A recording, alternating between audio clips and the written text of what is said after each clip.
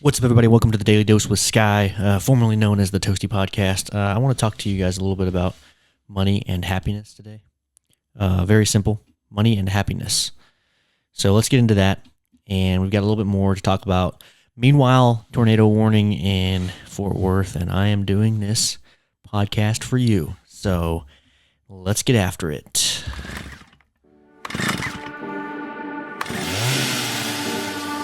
I thought one of the best points it made was that the next phase of capitalism doesn't need to be adding in socialist policies. Against the grain! This is for us. This is for the boys. Oh yeah, what is your medical background? You got that new gene edit? Just CRISPR me up, bro. Give me some sugar, baby. This is for the fly guys. This is a complete disaster.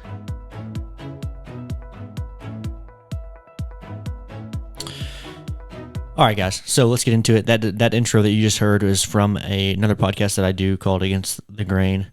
I just wanted you guys to listen to that, just so you know. It was a little bit of a plug, a little shameless plug for that. If you guys want to listen to that, you can. It's me and three other dudes that talk about controversial topics and things like that, of course, and we get into it pretty deep. Soon to have a segment with ladies as well. We'll see how that goes, because I know some of you guys don't like the bro-y style podcasts. Completely understandable. So I want to try to fix that for you guys. Anyway, on this podcast, I talk about everything that I want to talk about, pretty much, plain and simple. And it is, what's going on in Fort Worth and Texas and the world. Sorry, I got to fix this noise gate situation that I have going on here. I want to make sure that it can actually hear me. Make sure the range is good. Basically, so that it actually catches my voice whenever I talk every single time. That's the goal of the noise gate. Anyway, money and happiness. So there was a few studies done on this, and I talked about it on a recent podcast brought to you by Adamo from Against the Grain. I think the common knowledge, or maybe it's a misconception. Common misconception is that the more money you make, the happier you'll be. I don't think that's actually the case. I don't think that's how that works. If you guys hear a storm in the background, I apologize. It is happening right outside.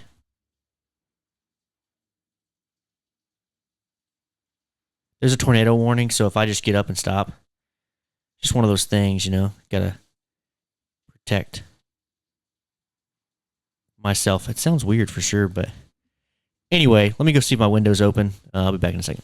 And we're back. Let's get into this. So there was a study done on this. PNAS did this study, and it is 33,000 people they did this study on, or not study on, they got information from, and it has to do with money and happiness, and they published a chart that was pretty decent, and essentially, I'll put this stuff in the show notes, of course, so you guys can see it, but what it really shows, the data shows that more money only equals more happiness to a certain point.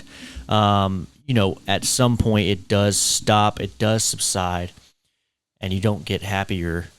And they especially notice this in the case of someone that is already unhappy. So, the guy at work that you work with, wow, of course you work with him, he's at work.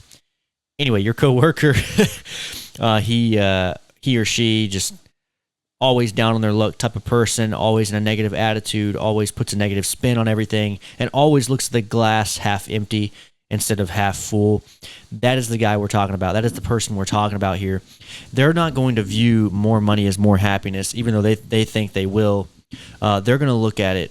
They're going to have some kind of negative spin to put on it almost always. And so you can't really just fix that, It's not something you can fix. But what I want to ask you guys is, where does your happiness come from? I think that's the bottom line here. Money, sure. Money does help my happiness out. 100%. If I make more money, awesome. But I'm in the middle class zone. So it's not like I'm making freaking hundreds of thousands of dollars here. Not me. Not I, said Skye. But I am making enough money to live on and buy things with, extra things that I might want, or have extra curricular activities with that money that I have. I hang out with people and all that stuff, right? I'm not trying to tell you my life's great. I'm just saying that I have the basics covered, in my opinion, in a well-rounded life. The things that actually produce the happiness See, I think that the money part of it is kind of like a cherry on top, because I've definitely been in a place where I haven't had money. I didn't grow up with money, of course. And then, whenever I start new businesses or new ventures, well, you don't have money then either. And I've started a lot of those. So I'm constantly in this state, even though I've definitely found my niche, I think. Anyway, all that to say, my happiness really comes from my spirituality, the gym, exercise. So kind of going along the lines of taking care of my body, and then your diet, because that can affect your mood substantially. And in my opinion, it is one of the pillars for sure. Granted, in our latest podcast, Against the Grain, Adamo actually pointed this out. He said, well, to your point, also spirituality is the most important thing, because you can see someone that doesn't have anything but has spirituality and they're happy. Think, Buddhist monk or something, right? They live in the same place forever.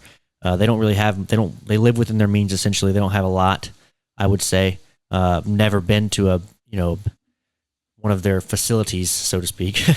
But I am assuming by the way they live in one place all the time. They don't get a bunch of extra stuff. They don't live in the materialistic mindset. And here they are, always joyful, always content, so to speak. And it has nothing to do with money, does it? See? So, I think there's a lot of ways around this, sure. But what this is interesting is that it even is showing that let me rephrase. The reason this chart is interesting and the study is interesting is because it does kind of throw off the whole money can't buy happiness, because to an extent what this is showing is that it can, up to about $60,000 to $90,000. In that range, you do get more happy. So when you make over 60, instantly your happiness can go up twofold. And then when you make up to 90, that's kind of where it dies down and stops going up so much in the grand scheme of things. But the interesting thing here is that even whenever you, let's say you have a headache or something like that, they actually asked people this, right? People that had a headache, on this app that they were tracking on their phone, where they would input what they're feeling all the time.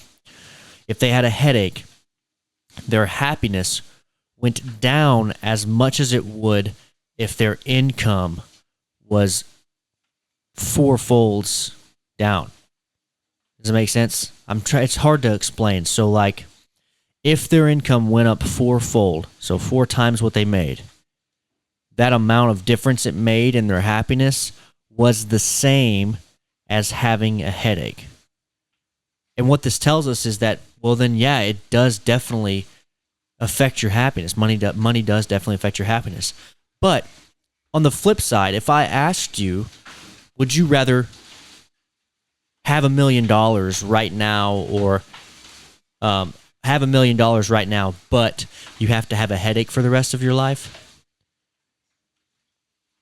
You probably wouldn't do it. I wouldn't do it. I don't want a freaking headache. Headaches freaking suck, obviously. So, guys, this episode is brought to you by Stash Enterprises, LLC, only because I'm wearing the t-shirt. So I've been there, done that, bought the t-shirt. This is actually a company that I do some work for comms equipment and headsets in the emergency services division. Probably doesn't really matter to you, but whatever. Sponsor of this episode. Moving on.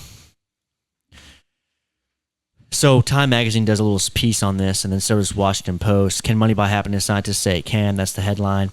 It's a question that philosophers, economists, and social scientists have grappled with for decades. Can money actually buy happiness for most people in the United States? The answer is seemingly yes. Well, because the United States lives in a capitalist, materialistic society, I would say, and it's very big for them. What I was saying on the podcast Against the Grain, look, I buy some things, and I have a lot of stuff. So it might look from the outside in like I'm a materialistic person, but the truth is, I don't really care about that kind of stuff. I buy this stuff because, yeah, sure, I want to use it. I have some fun with it. They're toys or whatever. But if all this stuff burned down, I can honestly say I would be okay. I would be just fine because I've been there before, right? It's not like I've never had nothing. So I would just build up from the ground up again. You know, got to keep moving forward. You know, you can't always say, I regret this or that.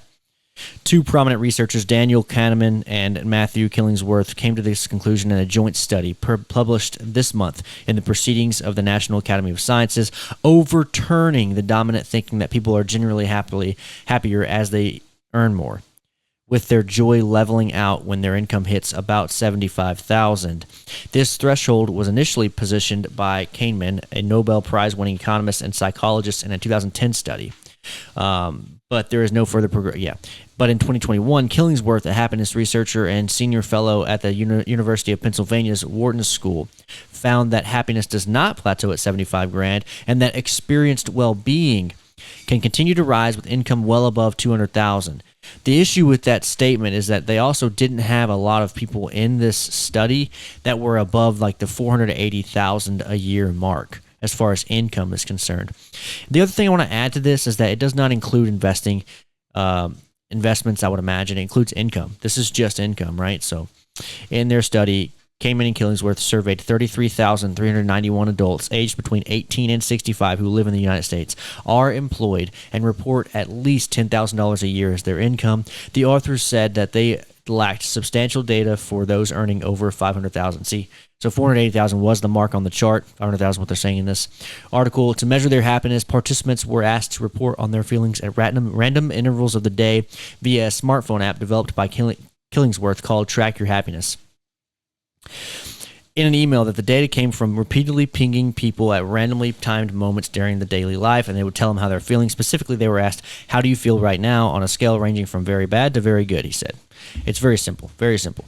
So it is a self-reported study, but when you have 33,391 people giving info to a study that they willingly said, I will do this study, they're probably not going to lie, I would imagine. Maybe there is some leeway for that. There's probably some error in this study as well, but 33,000 people is actually a lot more than a lot of like political poll studies. Polling data a lot of times does not come from 33,000 people.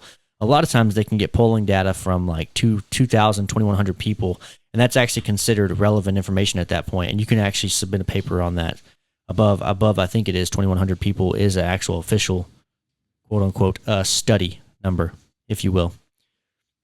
You can fact check me, but it's around there. It's roughly around there. Anyway, but the study also found that there was an unhappy minority, about 20% of the participants, whose unhappiness diminishes with rising income up to the threshold, then shows no further progress.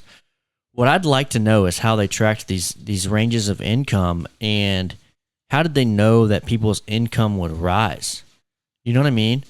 Like, my income stayed relatively the same because of the things I choose to do for about 3 or so years, while some others might be like on a 5-year streak to have double their income. If you're in a normal career and you actually work the ladder, then you're going to make more money than you did, and I get that, but not everyone does that. Exhibit A is me. These people tend to experience negative miseries that typically cannot be alleviated by earning more money. The report cites examples such as heartbreak, bereavement, or clinical depression. For them, their suffering may diminish as their income rises to about 100,000, but very little beyond that. In the simplest terms, this suggests that for most people, larger incomes are associated with greater happiness. The exception is people who are financially well off but unhappy. For instance, if you're rich and miserable, more money won't help. For everyone else, more money was associated with higher happiness to somewhat varying degrees. See, there you go. So if you already have money and you get more money, not a big deal. You're used to having money, essentially. So back to my story, I didn't have anything and now I have stuff. And if I had nothing again, I'd be okay. The opposite is true for, say, someone that grew up very well off and not poor at all. They won't be used to having nothing. So when they do have nothing, if that ever did happen to them, they'd be absolutely screwed. But if they make more money, it also doesn't really do anything to them because they've already been living a nice cush lifestyle. That is what you might call spoon-fed. And that's where the term comes from, because we know their ideas about life aren't the same as, say, someone else that had to actually work and make it through difficult times. That is all I got for you guys today on money and happiness. I'm going to give you guys a couple of tips right quick that I got from ChatGPT. It's not really, I mean, it is ChatGPT, but also it's like things that I might have also noticed, or things that we already know. Sorry, I was focused on this. Let me get into ChatGPT real quick and we'll be good. All right, ChatGPT is not going to work. Did I record it? Dang, dude. I don't think I did. All right, let's just get over this. Let's talk about this recent SVB thing. I'm not going to get in depth with it because I'm not the guy. I'm not a finance guy, but I just want to talk about it real quick and tell you what the latest news on it. Yellen, the Treasury Secretary, Janet Yellen, she actually told Congress today that the banking system is sound for the Americans. Americans can feel confident about their deposits because the banking system's okay. I think that's just press. I don't really know if that's true or not. A lot of times these people in these positions are told to do that, obviously, so we feel good about it. She said we certainly need to analyze carefully what happened to trigger these bank failures and examine our rules and supervision to prevent failures from happening again. That's what Janet told the committee and Congress people that were there at this time. I do believe their plan. I think they followed through with it. I'm not positive. Jeff Jackson was talking about this actually on By All. What's funny is, of all places, he was talking about this on TikTok, but he has a TikTok. He's a congressman from North Carolina, and he was talking about how they got together on a Zoom meeting, over 200 Congress people, just to talk about what happened at the bank and what they were going to do moving forward. And I believe they took it from federally insured funds. They took money out and they paid all of the depositors, or I believe they're going through with that. They're going to pay the depositors, not the stockholders or the executives of the bank, which is nice. That's a nice thought, because in 2008, what happened with the banking crisis after the housing crisis, like right one after the other, they bailed out the banks, the big banks, and that meant they actually paid for all the executives' paychecks for the bank, as well as some depositors and things like that. But a lot of people actually lost everything, and they didn't get paid off because they didn't work for the bank or they didn't have deposits in the bank. So a lot of mishaps there. There's some obviously some arguments on whether they did the right thing there or not. Hindsight's 2020. In my opinion, the government always makes the wrong decision, and that's just kind of how that works. They are always going to make the wrong decision because 2 weeks later there will always be a better option they could have used. Hindsight's 2020. But anyway, this was mostly this hearing today for the treasurer, whatever. Anyway, this was supposed to address the budget proposal for Joe Biden's budget proposal. But look, man, we are talking about handing more money out, and like my thing with this is, if we hand $44 billion plus to Ukraine, another country that is just going through it right now, there should be no reason that we can't help out. I don't know, what is it, a few billion? I don't know how much money it actually was for SVB, but there's not, I know it wasn't 44 billion. 44 billion, I know it wasn't that. If we can't do that too, I don't know what we're doing. I mean, I think they're both a problem. Obviously, I think they're both concerning. We shouldn't have done the Ukraine thing in the first place, of course, because it's printing money. But the argument is, why can't we help our own American people in this case if we helped Ukraine for $44 billion? Of course, that's a great argument. The other argument is, why do we need to help anybody at all as far as government money goes, printing money? But that would be more of an anarchist, free market capitalist thought idea. So I don't really hold that to be true. It's just another point to be made, I guess. So that's about it on the SVB thing. That's all I really want to say. Like I said, updates are, I think they're going to pay the depositors and they're not going to pay executives or stockholders. Simple as that. Pretty easy. So it's been fun. It's been real. And this is the Daily Dose with Skye, and I don't really get into it a lot, but I just wanted to talk about this real quick, and that is it. That is all. If you guys want to see me on other podcasts, I'm on this one. I was about to say the name again. Like an idiot.